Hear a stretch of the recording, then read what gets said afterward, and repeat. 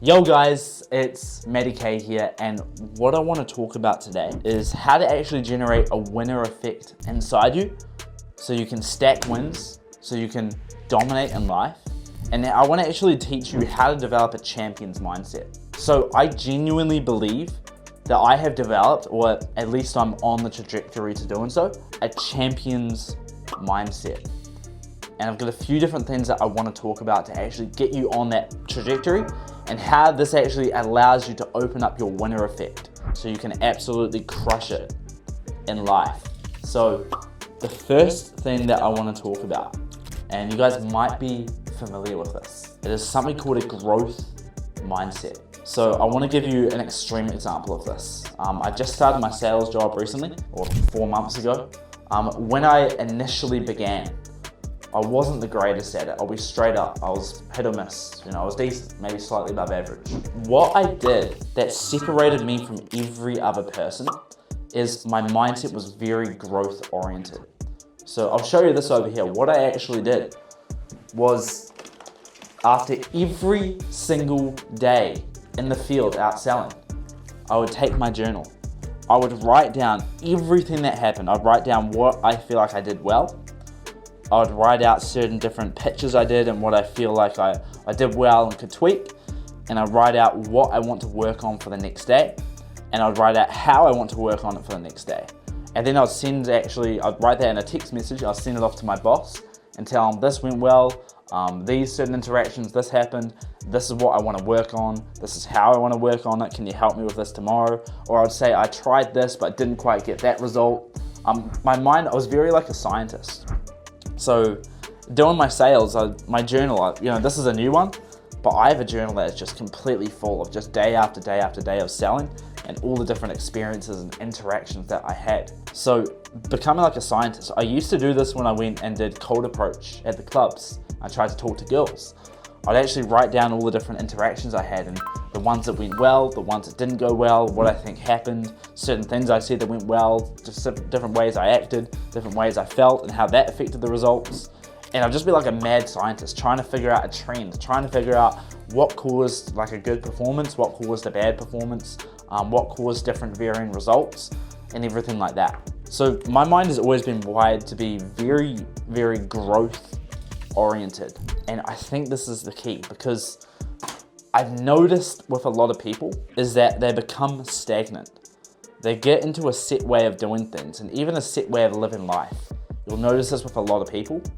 They'll live their day-to-day life, they'll go and do the same thing every single day, but they're not making any improvement. They're just stuck and they think they're doing things the right way. They're not trying to actively get better.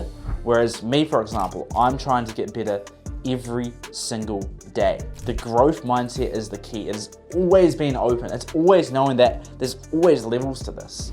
Your character's never like at 100 out of 100. You're always, like, even if you're really good, you're still like an 85 or a 75 rating overall, or probably like a 50.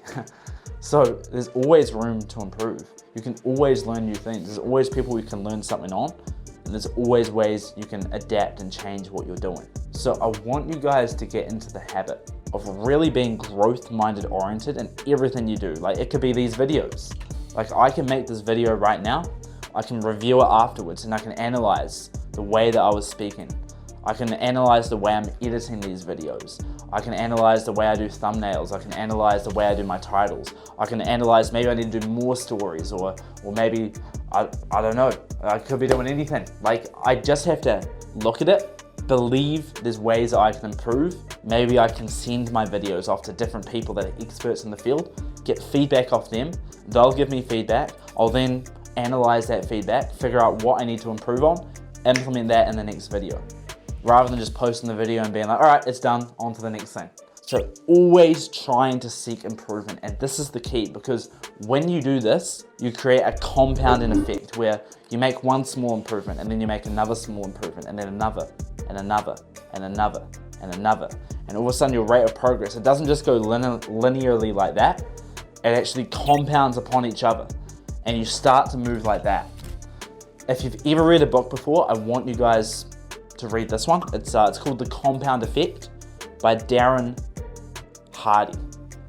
It is a phenomenal book. I've read this book a few years ago when I was younger, literally changed my entire outlook on life. The Compound Effect by Darren Hardy. I want you guys to read that book. And the principle in the book is that when you make these small changes, whether it be like your nutrition, whether it be to your training plan, the way you like your journaling, maybe you do like a bit of meditation, you go on the field, you ask a few more questions, all these like small little improvements, they compound over time, they compound with each other. Like you save $1, and then that compounds over time. So it's all these little improvements that you make that just slowly send you on that upward trajectory to where you can become a much greater version of yourself. So this is step one, it's having this growth mindset and seeing continual improvement. And then once you do that, I actually have a phrase, and this is, a lot of people don't like it when I say this, but when I'm working, I accept no feedback. I just believe I am the man. I'm fully into it, I'm fully in the zone, I don't take on feedback. This is like very subtle feedback, and I'm just going for it. I'm in the zone, there's no thinking. And then when I'm not working, I'm actively critiquing myself. I'm my biggest self-critic when I'm not working, when I'm not in the field. But then when I am in the field, I'm just my biggest cheerleader. Like I'll be doing sales, for example, and in my mind, I'm not thinking, oh, that pitch, I should have said that, and maybe I need to tweak my body language like that. I'm not thinking like that when I'm actually doing stuff, but I'm just thinking like in my mind, I'm just cheering myself on, like, Maddie K, Maddie K, Maddie K. Like, it sounds silly, but I literally just cheer myself on. I just think that was amazing, that was awesome, 1,000 out of 10. I literally just think like that. But then when the work's done for the day, I will actively very, even harshly sometimes critique myself. So I used to be a cricket player. So I used to go out, I was a leg spin bowler, so I'd go play cricket. And because like my natural tendency is to be a very harsh critic of myself, while I was playing the game, I would just critique myself very, very, very harshly.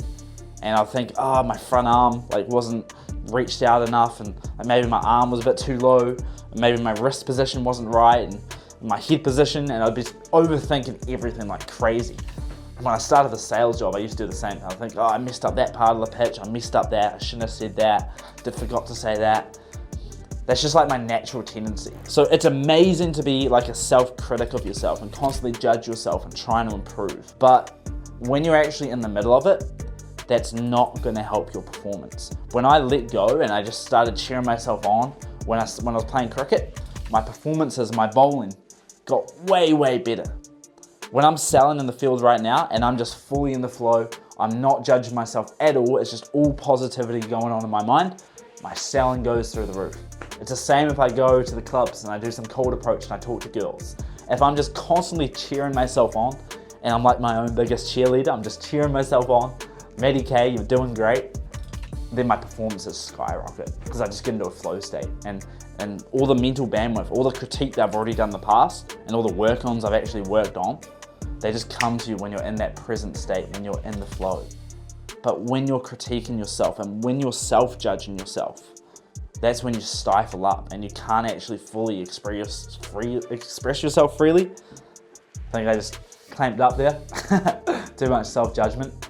So when you do this and you get in and you just get into a flow state, but then you actively critique yourself afterwards, that is the secret recipe for success.